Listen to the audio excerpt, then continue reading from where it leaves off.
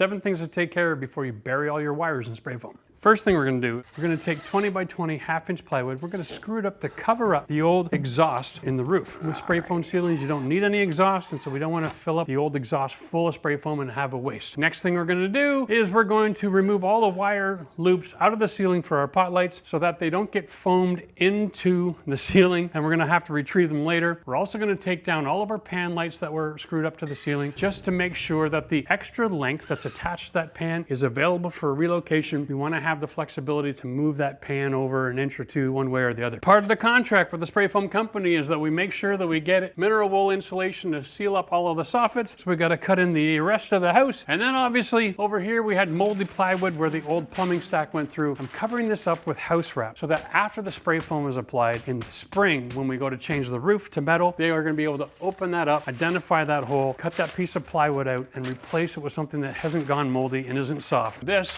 will allow that piece of plywood to lift out without being attached to the spray foam. We also want to make sure that any of our low voltage wires that's going to go for our under cabinet lighting is sitting on a screw proud of the stud, because a 2x4 wall with spray foam will get filled right to the edge of that cavity, and then they're going to want to trim it back. So by having the wires all hanging outside of the framing, anything you're not sure of, just pull it out of the wall so that you can stick it back on the wall later. And lastly, make sure that all of our boxes are taped up. Now this is part of their contract, but at the end of the day, I would rather tape it up myself and know that the job got done right.